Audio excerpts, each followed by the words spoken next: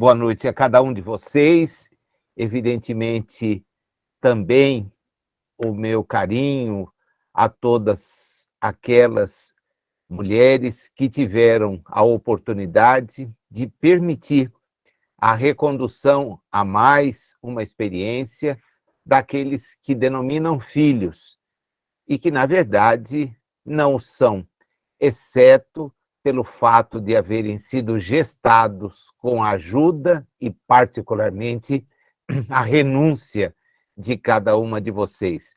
Não resta dúvida, e é por isso que os espíritos, com a ajuda de Allan Kardec, colocam no ápice da lei de justiça, amor e caridade a questão que envolve a maternidade, exatamente pelo grau de renúncia que ela representa para o espírito que aceita ter uma tarefa de tal importância. O nosso carinho e o desejo de que efetivamente a experiência na maternidade lhes produza os melhores frutos em termos de crescimento espiritual. A lição que nós temos pela frente é uma das lições mais objetivas daquelas que constam do livro que estamos estudando. E por que eu posso, assim, a ela me referir? Porque ela diz respeito a um assunto que já aparece no título. Há uma perda irremediável. Perda de quê? Do tempo. O tempo perdido. Nós não precisaremos nos relembrar de Marcel Proust, em seus 7 volumes de Em Busca do Tempo Perdido. Quem não leu, vale a pena conhecer cada uma daquelas situações em que o escritor francês, na virada do século XIX para o XX, nos brindou com suas recordações. E ele efetivamente reflete sobre o tempo que deixou de utilizar da melhor forma possível. A palavra tempo é uma daquelas a que, por exemplo, Santo Agostinho se referia como sendo: quando me perguntam o que é, atrevo-me a explicar. Todavia, com a explicação, chego à conclusão de que não sei o que venha a significar. Uma das formas que nós usamos é justamente esta, que diz respeito à sucessão de horas, de dias, e é nessa linha que a comunicação que vamos olhar faz referência. São as unidades do tempo. Desde a mais remota antiguidade, os pesquisadores assinalam, existe uma preocupação com essa questão relacionada ao tempo, à sua utilização, à sua mensuração, de maneira que nós pudéssemos chegar, e estamos nesse patamar hoje, a medições de tal maneira precisas do ponto de vista da contagem, que nos levam, então, a um passo que estamos longe de atingir, que vem a ser o do controle. Quanta gente dentre nós não usa a expressão "não tenho tempo"?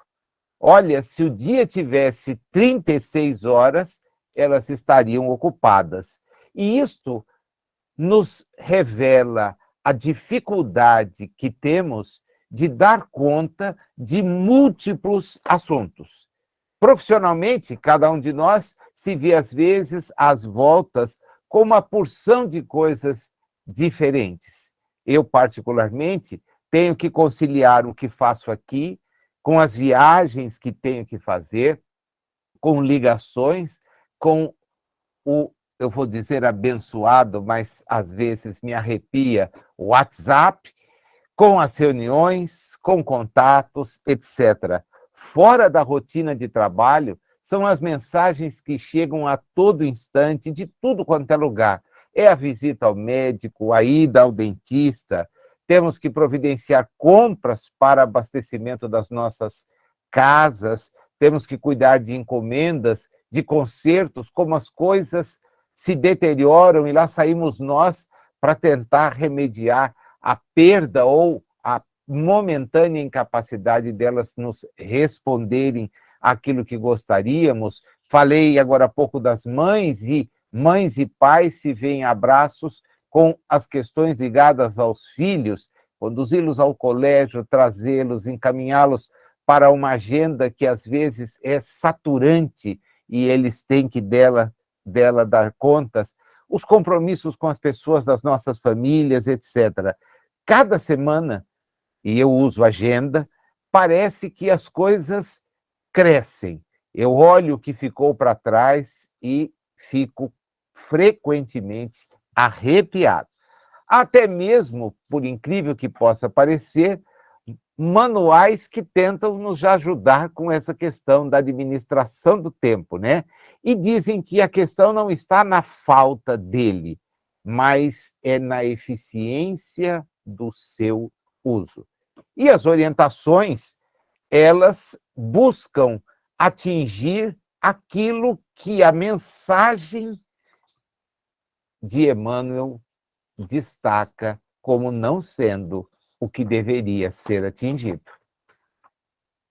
Aprende com o Cristo as dificuldades e as dores que te rodeiam, a fim de não empobreceres o próprio coração à frente dos tesouros com que o Senhor nos enriquece a vida.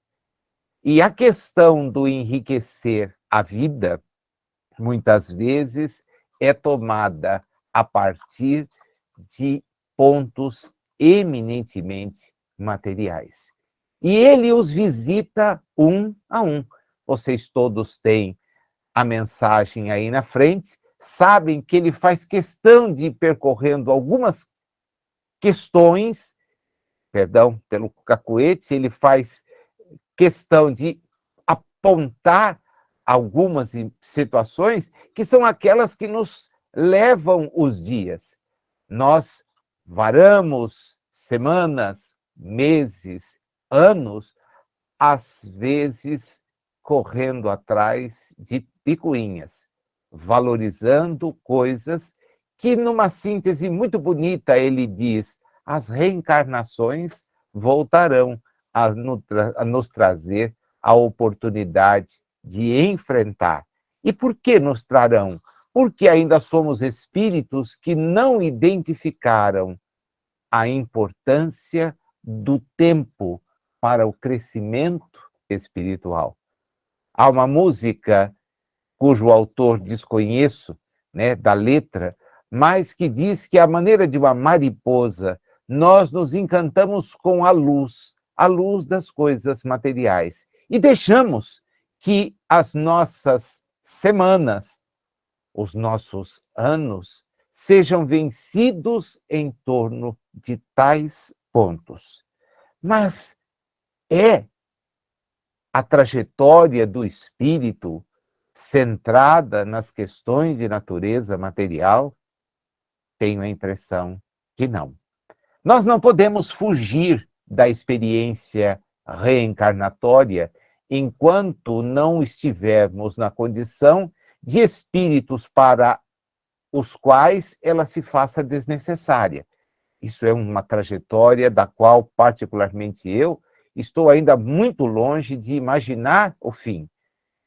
Mas enquanto estou na trajetória evolutiva, precisando das reencarnações, é preciso dar valor ao que efetivamente valor tem.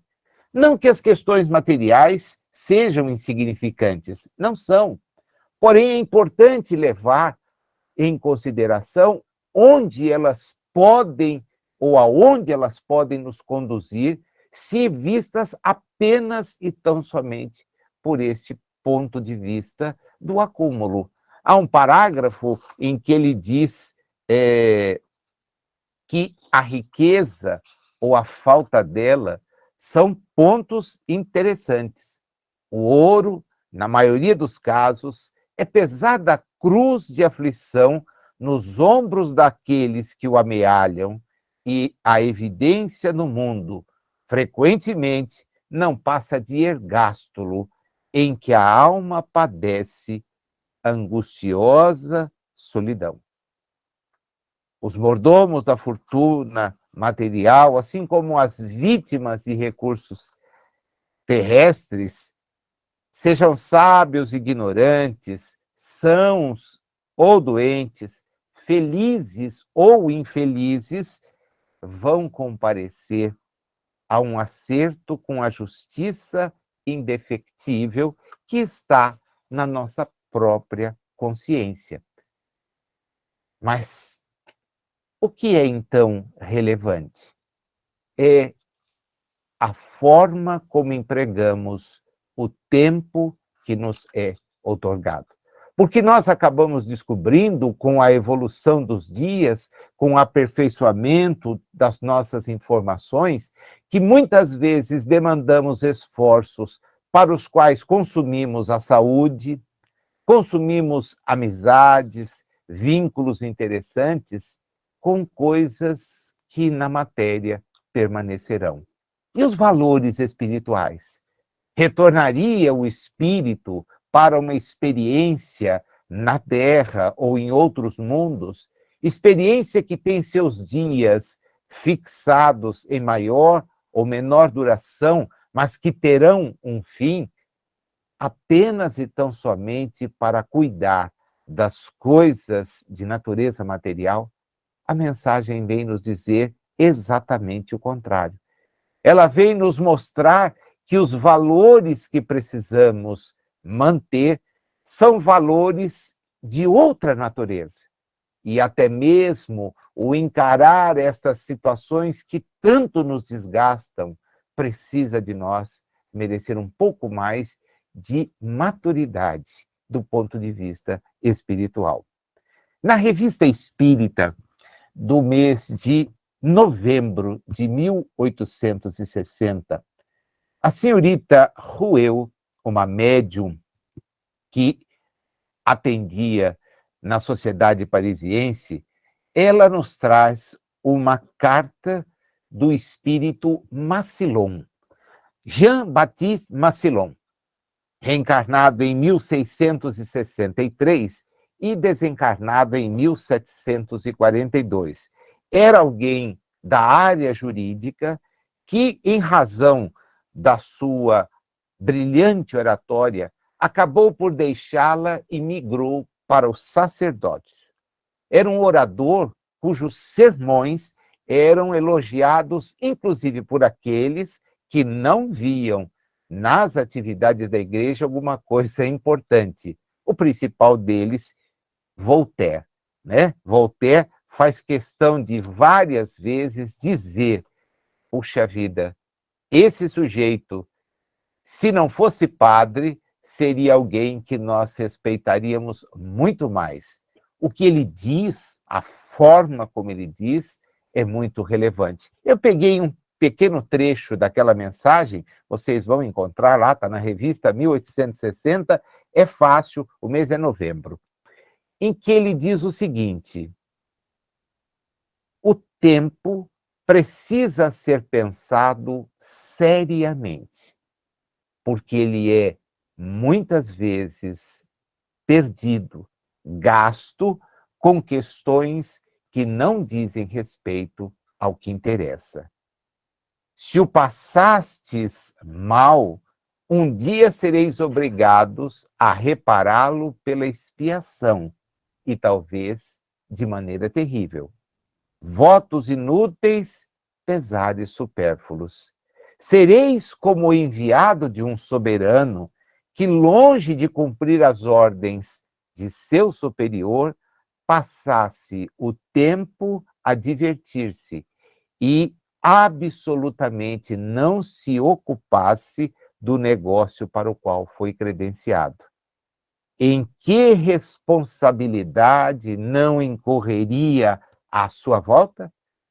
Aqui sois enviados de Deus e tereis de prestar contas do tempo passado com os vossos irmãos. Eu vos recomendo, escreve Macilon, esta meditação. É como Emmanuel começa, quando invocando a carta de Paulo, portanto, vede como andais, em Efésios 5,15, diz, aprende a ver com o Cristo, com Jesus, as dificuldades e as dores que te rodeiam. Nós temos o tempo a nosso dispor, muitas vezes utilizado apenas e tão somente para conosco, para essas pequenezes, esquecendo-nos das dores que nos cercam, daqueles para os quais talvez a nossa ação mínima que fosse pudesse resultar em benefícios que nos trariam uma grande felicidade. Allan Kardec faz questão de destacar isso quando nos diz que a cada nova reencarnação objetiva o espírito chegar à perfeição. Para uns é expiação, para outros é missão, mas para alcançar a perfeição, diz-nos ele, deve o espírito sofrer todas as vicissitudes da existência corporal. Nisso é que está a expiação. Visa ainda um outro fim, a reencarnação, o de pôr o espírito em condições de suportar a parte que lhe toca na obra da criação. Para executá-la, é que em cada mundo toma, então, o espírito um instrumento de harmonia com a matéria essencial desse mundo, a fim de aí cumprir, daquele ponto de vista do espiritual, as ordens de Deus. E as ordens de Deus são no propósito da nossa evolução, do nosso avanço e não da nossa retenção, da nossa insistente vocação para alegar que nos falta tempo para cuidar de coisas materiais, quando nem ao menos nos ocupamos das questões de natureza espiritual. O recolhimento, a prece de alguns instantes é para muitos um peso enorme. Traz sonolência, traz desistência, traz críticas, mas os nossos espíritos não são os corpos que ocupamos. Numa agenda para a qual 36 horas seriam insuficientes, quanto está reservado para questões da economia espiritual? Naquela expressão feliz do Richard Simonetti. Quanto reservamos para a economia espiritual? Quanto fazemos não em prol de nós e daqueles que imediatamente nos cercam, mas em prol do mundo onde estamos? A situação dele é reveladora. Poucos, mas muito poucos, encontram tempo para cuidar das dores, dos problemas daqueles que o cercam. Estamos tão envolvidos como a mariposa e a luz nas nossas questões pessoais que dificilmente vamos dar conta de olhar as dores pelas quais transitam aqueles que nos rodeiam. E aí então vem Emmanuel na nossa lição, em que esse é o ponto-chave, a perda irremediável, e diz: os mordomos da fortuna material, tanto quanto as vítimas da carência de recursos terrestres, todos vão ter certeza que há uma única flagelação irremediável. É pesado, né? Irremediável.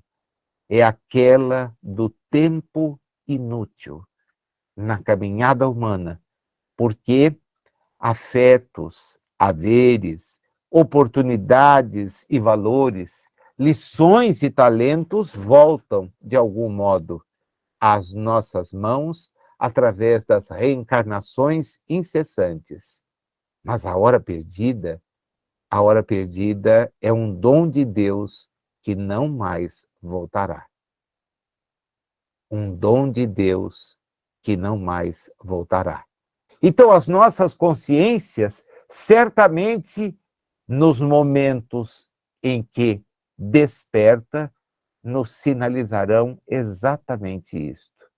Bacana o que você faz em torno do seu trabalho. Ele é útil, o conduz a permitir a si próprio e aos outros que te cercam em casa algum tipo de conforto. Importante que você se dedique a esta ou aquela atividade, mas o que será no instante em que você deixar mais uma vez a vestimenta de carne que te serviu a experiência? Será o mesmo reflexo de existências anteriores? Períodos na realidade espiritual de completo desconhecimento, de completo abandono, de completa escuridão do ponto de vista da luminosidade própria. Porque deixamos, todas as vezes que não nos ocupamos com valores de natureza espiritual, de avançar como precisaríamos. Há uma página muito bonita, mas muito bonita mesmo, escrita por Maria Dolores. Vocês sabem, eu tenho uma dificuldade enorme com poesias, né? Eu as aprecio, porém, não sou um conhecedor. Não sou uma pessoa cujos conhecimentos obtidos até agora, e pelo menos aqueles claros na presente reencarnação, ainda não me dão recursos para olhar um texto de natureza poética e reproduzi-lo, né? Conseguir compor versos, seja lá a estrutura que eles adotarem na sua forma de apresentação. Porém, olhar versos e ver que neles há uma beleza como estes de meia hora, psicografado por Chico, no livro Maria Dolores, a própria, é algo fantástico. Ante a passagem do tempo, registra o valor do agora. Na bênção de meia hora, quanto bem a realizar. 30 minutos apenas, no espaço de cada dia, são plantações de alegria para quem busca ajudar. Agora é a voz da coragem. Ao irmão que chora e luta, coração que pensa e escuta, podando aflição e dor. Em outro ensejo, é o socorro que se oferece à criança que vaga sem esperança à míngua de paz e amor. Depois, o amparo ao doente, em visita mesmo breve, a página que se escreve para consolo de alguém. O apontamento otimista, a frase sincera e boa, a conversa que abençoa, a prece em louvor do bem. Meia hora, patrimônio de expressão indefinida, que o céu nos concede à vida, a todos, crentes e ateus. Irmãos, elevai o tempo para o serviço fecundo. Tempo é tesouro no mundo que verte do amor de Deus. Meia hora apenas. Que tal passar a ser este o nosso desafio? Mas, Nazil, eu preciso de 36 horas no dia. Vamos ser sinceros conosco mesmos. As 24 horas de que dispomos são suficientes para fazer muitas coisas. Talvez nos falte priorizar aquilo que efetivamente importa. Que tal o desafio de, em meia hora a cada dia, nos esquecermos de nós, nos esquecermos daquelas coisas que vão apontar as nossas jornadas sempre, enquanto precisarmos estar reencarnados em mundos de expiações e provas. E com a meia hora de que efetivamente saberemos dispor, olhar para todas essas situações que Maria Dolores nos deixa registradas nos seus versos, para a visita ao doente, para o amparo à criança que dele precisa, para o consolo a alguém que chora e que luta, para uma página que possa vir a consolar alguém, para uma conversa ou mesmo para uma prece em louvor do bem. 30 minutos. É o tempo do nosso encontro aqui, 30 minutos, em que nos reabastecemos, mas não é para dizer que dele apenas nos valemos. É um desafio. A meia hora que insistirmos em colocar em prática em favor de nós mesmos no amparo ao irmão, talvez represente amanhã para cada um de nós o consolo que precisaremos guardar de não termos deixado os anos, a existência se passar sem ter feito nada em favor de alguém. Como disse, não precisamos relembrar as agruras de Marcel Proust, que buscou o tempo perdido, fazendo uma autoanálise da própria existência.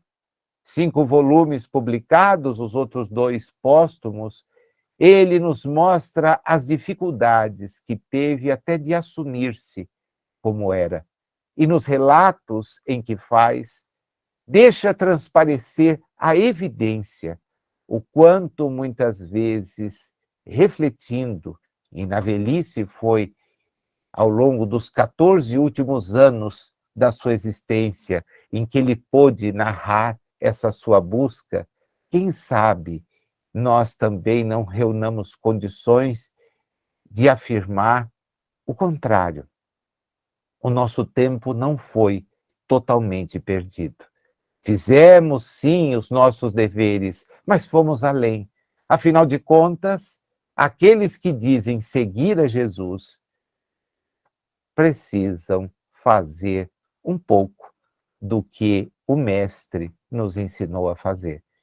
E nas horas extremamente aproveitadas da sua presença entre nós, em nenhum momento deixou de estender o amparo a quem precisava. Meia hora é o título da mensagem da Maria Dolores. A perda irremediável da hora é a advertência que Emmanuel nos faz a partir de Paulo. É um desafio e tanto, e que nós temos, eu sei, condições de vencer. É uma questão de planejar, de executar, e quanto antes, melhor. Obrigado.